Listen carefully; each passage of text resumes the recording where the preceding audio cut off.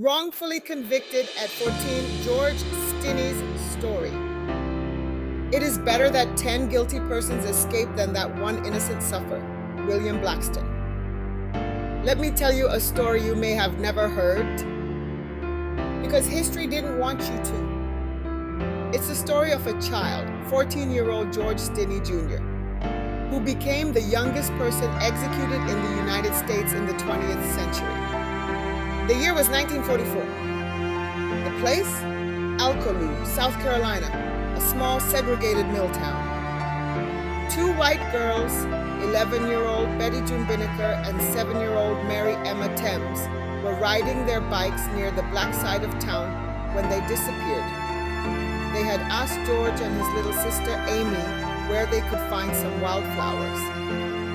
The next day, their bodies were discovered in a ditch, brutally beaten with a railroad spike. And within hours, George, a 95-pound, 5-foot-tall black boy, was arrested for the crime.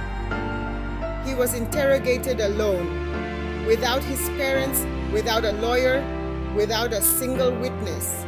Whatever was said in that room, we may never know. No written confession, no recording, just the word of white officers who claimed he confessed. And just like that, George was charged with murder. His trial lasted one day. The defense called no witnesses. The prosecution offered no physical evidence. The all-white jury deliberated for 10 minutes. That was all it took to send a child to the electric chair. George was so small, the straps didn't fit. So like the adult-sized mask slipped from his face. But they pulled the switch anyway. He was just 14.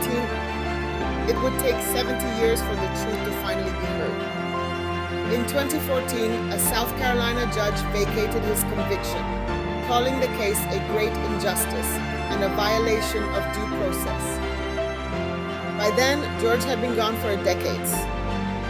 George Stinney's conviction was vacated in 2014. The judge said what the world had long suspected: the trial was a complete violation of his constitutional rights. It never should have happened.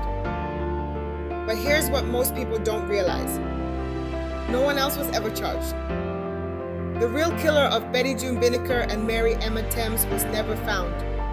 There was no reinvestigation, no justice for the girls, no closure for their families. Once George was gone, the case was closed, not because it was solved, but because it was convenient. So while George was exonerated, the truth, it still hasn't come out. Justice failed George. It failed Betty June and Mary Emma too. This wasn't just a wrongful execution. It was a community silenced by racism, fear, and power. This is the kind of story that haunts a country. It raises questions about race, law, truth, and who gets protected by the system. We weren't taught this in school, but we're teaching it now. Say his name, George Stinney. Remember their names, Betty June, Mary Emma. And never forget what happens when truth is ignored. Author's note: I wasn't taught this story in school. And if you're just now learning it, you're not alone.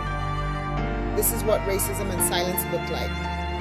A child railroaded by a system built to see him as guilty because of the color of his skin. George deserved a childhood. He deserved a defense. And he deserved to live. On this channel, we speak their names even if history tried to bury them. If this story moved you, share it. Because silence helped convict him. But truth keeps his memory alive. This is Burden of History.